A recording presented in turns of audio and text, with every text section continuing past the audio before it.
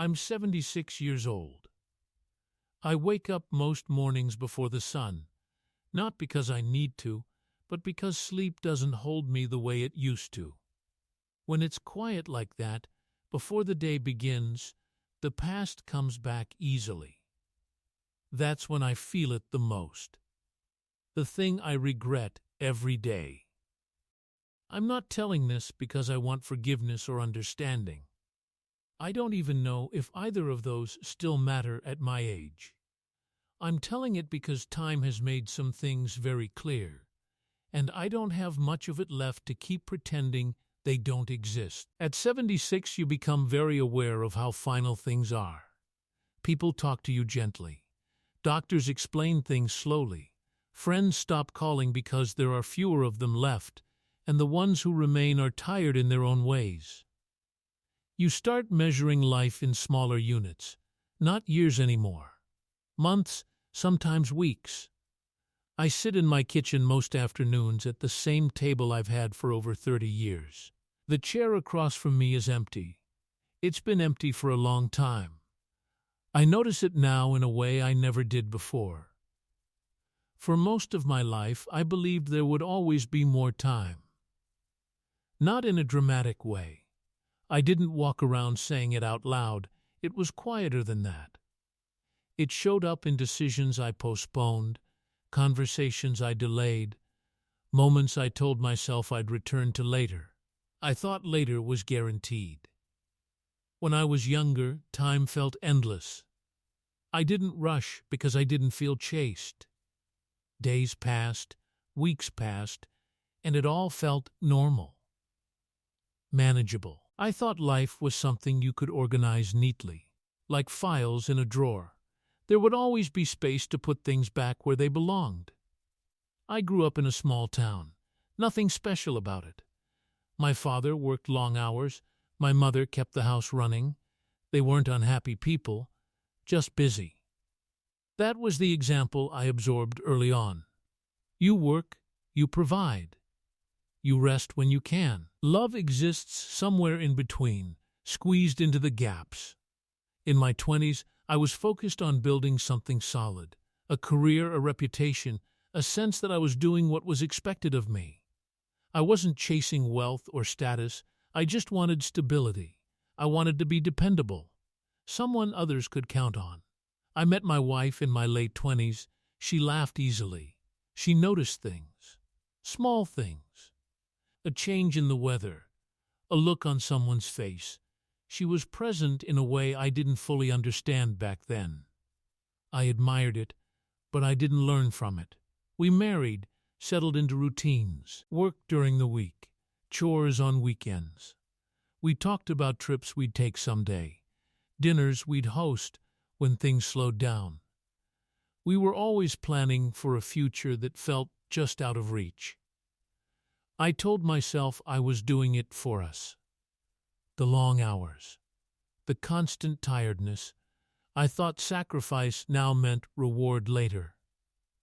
That was the story I carried with me for decades. When our children were born, life got louder and faster. Mornings were rushed. Evenings were short. There were school events, dinners to prepare, bills to pay. I was there, technically. In the house, at the table, but my mind was often somewhere else. I missed things without realizing I was missing them. A bedtime conversation because I stayed late at work. A school performance because I was exhausted and told myself there would be another one. I told myself children don't remember these things. Sometimes my wife would ask me to sit with her. Just sit. No television, no phone. I would say in a minute. That minute stretched into years. We didn't fight much. That's something people find surprising. We were polite, functional. We handled problems as they came. But there was a quiet distance that grew between us, like a crack in the wall you don't notice until the cold starts coming through. She would try to talk to me about how she felt. Not dramatically, just small comments. I miss you. "We don't talk anymore." I would listen, nod, promise to do better. And then I'd go back to my routines. I wasn't cruel. I wasn't neglectful in obvious ways. I just kept choosing later. Work gave me structure, clear goals, measurable success. Relationships were messier. They required attention without deadlines, presence without productivity.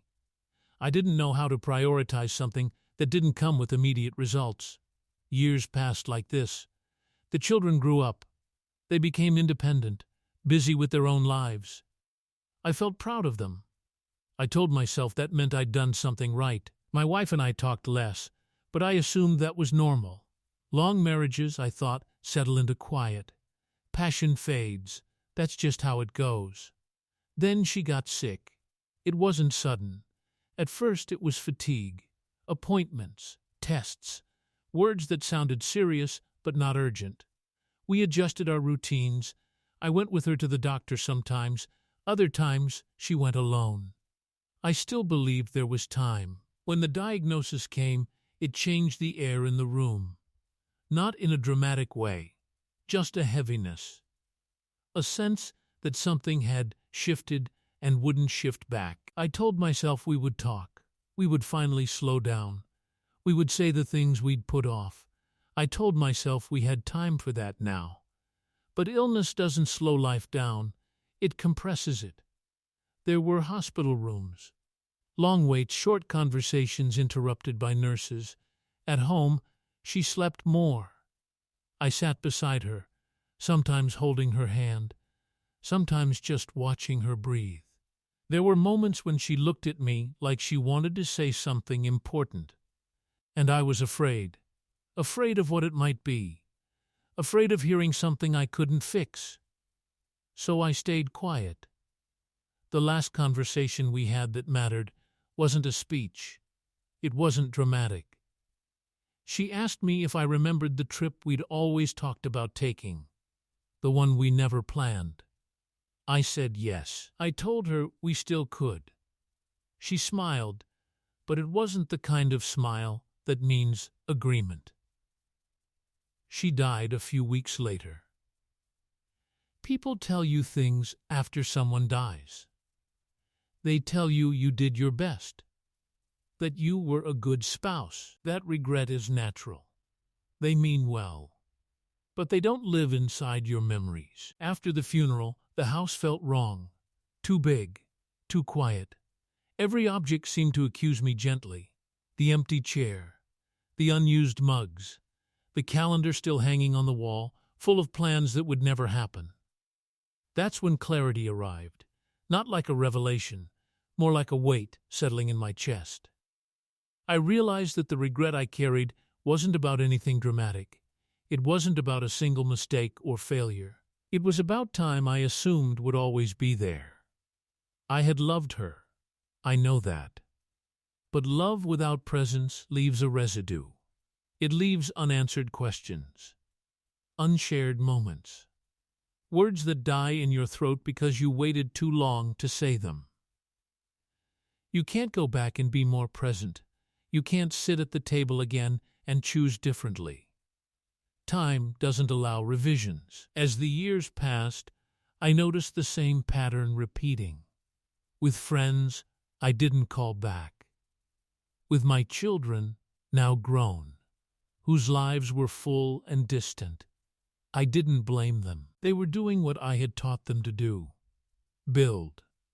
Move forward, assume later would come. Now at 76, later feels very small. My days are quiet, manageable. I take walks when my joints allow it. I read. I watch the news without really absorbing it.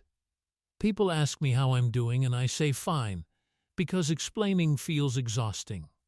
The regret doesn't shout, it doesn't punish me. It sits beside me, steady and patient. It shows up in ordinary moments. When I cook for one, when I hear laughter outside my window, when I think of all the conversations that never happened because I thought there would be a better time. There are things that can't be fixed. You can't return attention to someone who's gone. You can't retroactively show up. You can't replace presence with apology. That's the part people don't talk about. Some losses don't want closure. They just want to be acknowledged. If you're listening to this and you're younger than me, you might think you understand. You might nod along and tell yourself you'll remember this later, that you'll do things differently when the time comes. That's what I told myself.